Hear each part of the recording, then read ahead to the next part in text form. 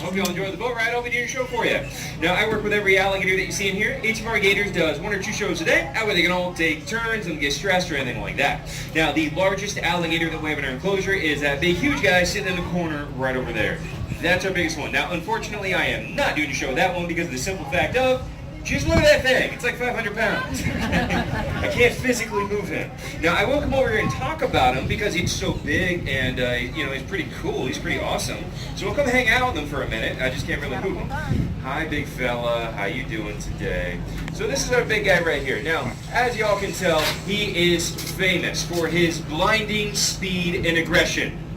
I'm kidding, of course. He's really not that bad. It's just at that size, he's so darn big, I can't physically make him do anything. Now, being that he is the biggest one in here, he is also the dominant male in the enclosure till I walk through that door. There's a lot of bad jokes. You gotta work with me here, guys. I'm telling you right now, it's going downhill from there. Now, because he's so big, a lot of people ask how old is he or how old are any of them, and the truth is, I have no idea. There's actually no way to tell the age of an alligator just by simply looking. There's no external characteristic, the measurement, nothing like that. You can't tell by looking, so that's why we just simply cut them in half and count the rings. I'm kidding, of course, we don't do that. But really, though, there's actually no way to tell their age. You see, the size depends upon diet and environmental factors, not on how old they are. So let's say if you had 2 baby gators. If you feed one of them a ton of food more than the other one, he could grow to be twice the size of his sibling in the same amount of time. Now, do that same experiment to human kids, and yeah, you get a big kid, but he ain't going to be 6'7" in 3rd grade. Gator actually grows larger. That's why you look at this guy, he could be 25, he could be 75. You'd have no way of knowing by looking, and some records in captivity claim to have alligators over 100 years old. Very long-lived animals. Now, in here, we mainly feed our gators raw chicken, other kinds of meat, but in the wild, these are opportunistic hunters. They like to eat things like raccoons, turtles, fish, birds, and of course, their favorite, tourists. I'm kidding, of course. Attacks on people are really rare. Look, everybody thinks they're out to get you, but let's just do the math here. There's over 2 million gators in the state of Florida. I mean, if they wanted to eat people, you'd have people dying every day. Instead, we have more people killed annually by vending machines than by alligators. Seriously, more people get angry they can't get a candy bar, shake the machine, it falls and crushes them, more often than being attacked by one of those things. Really says a lot about both species right there. Now for your show, let's go ahead and grab one of these guys up and out of here. They all look so excited to work. Now, before I grab one, did anybody else want to come in? The water's nice? No? It's cool? Refreshing? No? Like, I know why you guys don't want to come in. You're looking at the water, you see the yellow color, and you all think it's gator pee, don't you? I hear it a lot. You know, people are like, oh, look, it's yellow, it's gross, it's gator pee. It's not gator pee. It's Gatorade. I told you, it's going downhill on fire. But no, we actually drain and clean this out every day. We empty all the water out, spray, scrub it down, and refill with clean water. Now, the water that we use, though, is well water, so it does have a yellow color, although it is actually clean. Now, for your show, though, let's go ahead and get, I think I'm going to get one of those from over here. Okay, so let me check these guys out really quick. I think we're going to get, they're like, not me. I'm sorry, guys. Everybody's got to work. So do I. So do you. Hey, lucky for them, they do 2 shows a day. I do make every one of them take a turn, so nobody gets stressed or anything like that. So we're going to go ahead and grab this one from the back, and I'm going to grab him and bring him up here to the center for you, okay? So, excuse me. Hey, excuse me. Move, please. Thank you. All right. Let's get this one. There we go. All right. Easy, buddy.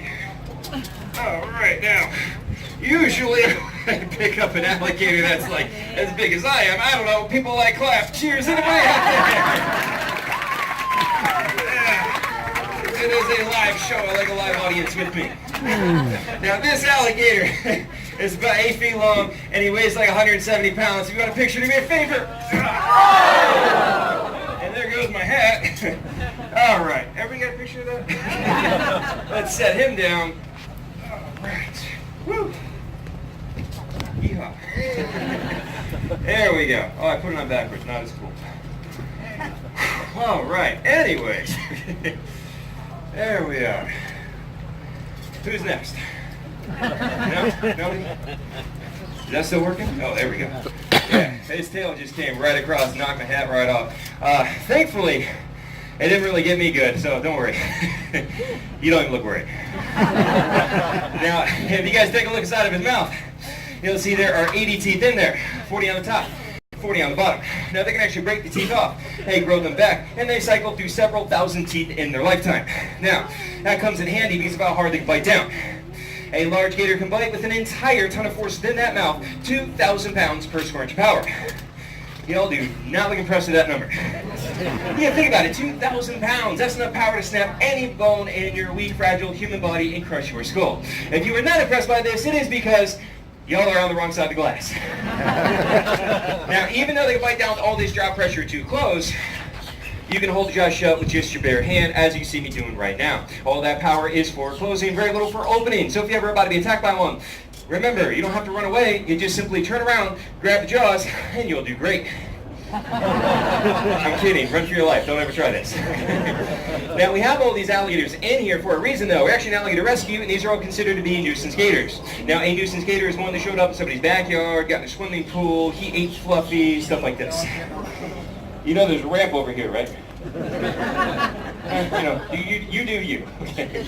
But yeah, anyway, so a nuisance gator is one that showed up in a backyard, swimming pool, ate a dog, stuff like that. Now, once he's somebody's dog, they're going to send out a trapper to capture and kill the alligator. Unless the dog he ate is a Pomeranian, then they'll just let him go to continue the good work.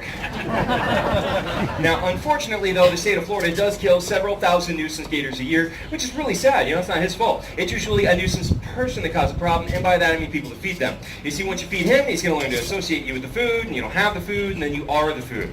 That's why it's against the law to feed them. Now what we do here, we do our shows with these nuisance gators instead of having him turn into a suitcase, which you appreciate that, right, buddy? Yes. That's why we're considered an alligator rescue, because every gator that you see in here would have sadly been destroyed if they were not here with us. Now, the state of Florida does not allow the release or relocation of nuisance gators due to their homing ability. And what that means, even if you took him 100 miles away to let him go, give him a few months, he'll go back to the exact same backyard he was caught from. Really, they have an incredible homing ability, and that's why they're recognized as such amazing navigators. Now, alligator wrestling is not like wrestling in a ring. I do not hurt headlock or body slam this guy. It's actually techniques used by the native tribes of Florida, and one of the maneuvers they would use, holding the jaws shut between your chin and your chest, allowing your hands to be free to take out a rope and tie the jaws shut, which sounds like a horrible, dangerous idea, so I'm going to go ahead and demonstrate it for you. Now, it makes a pretty cool photo, and I give you a thumbs up, or it does go horribly wrong. Just switch your camera from photo to video. So here we go, nice and carefully, holding the jaws shut with just the chin.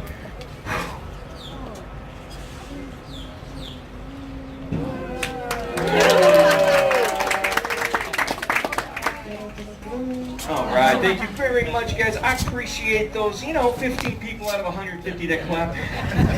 It does mean a lot to me. Now, here's the biggest question I get all day, though. Why aren't they all attacking me? Why aren't they more aggressive? How am I still alive? And why do y'all look so disappointed I'm still alive?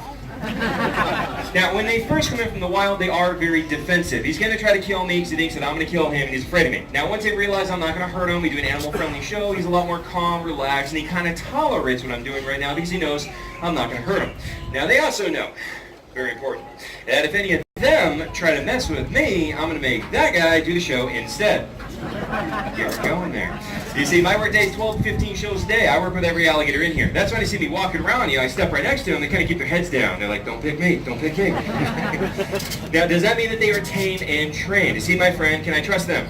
No, they're alligators, not Labradors. There is no bond, there is no friendship. If I trip and fall, or my hand slips, or I do something wrong, this guy's gonna rip my hand off. There's no doubt about it. And usually about once a day, and I'm walking around in there, especially in the water in the late afternoon, it starts to get a little dark, it starts to get a little creepy, and they absolutely come creeping up behind you, and they will try to bite your leg if you're not paying attention. We've had it happen multiple times in here to people. So again, he's not my friend, he's not my pet. I love him, he doesn't love me.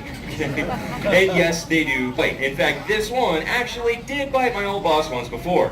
Like, for real, it's not a joke or a punchline, it's just why he's my favorite.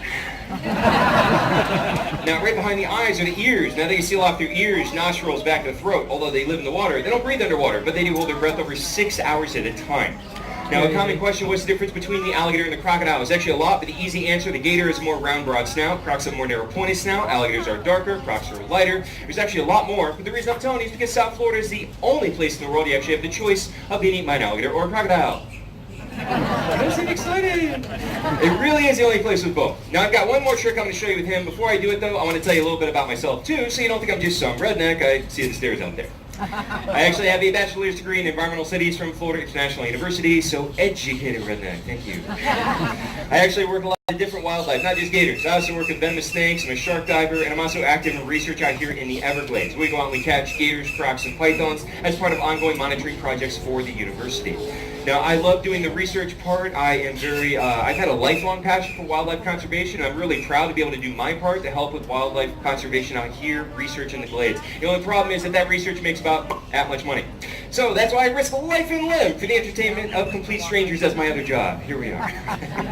Now, the only catch with this job, though, is obviously this is a dangerous job. Therefore, I am technically not an employee of the park due to liability and insurance. That way, if you ripped off my hand, I get a get well soon card.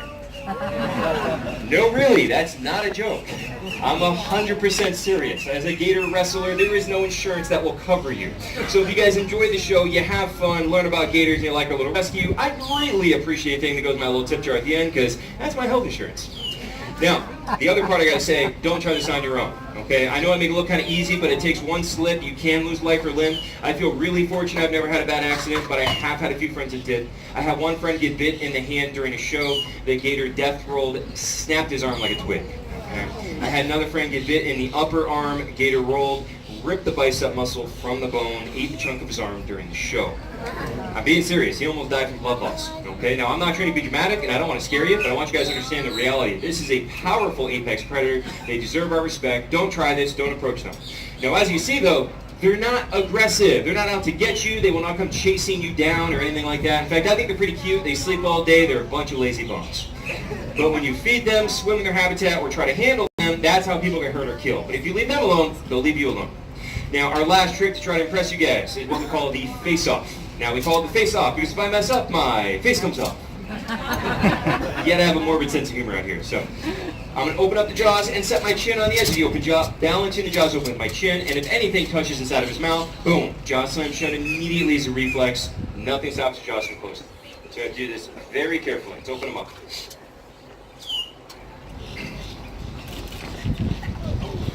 Easy now. Hold on. Hey, he's being a little feisty there. Easy, big fella. Now, most of my show is a lot of jokes. I just want you to laugh and have a good time, but this is the one part of the show that is really dangerous. If I mess up, it's going to be broken bones and missing body parts. So before I do it, I need some motivation. You guys are enjoying the show? Yeah! All right. Here we go. Very careful, okay?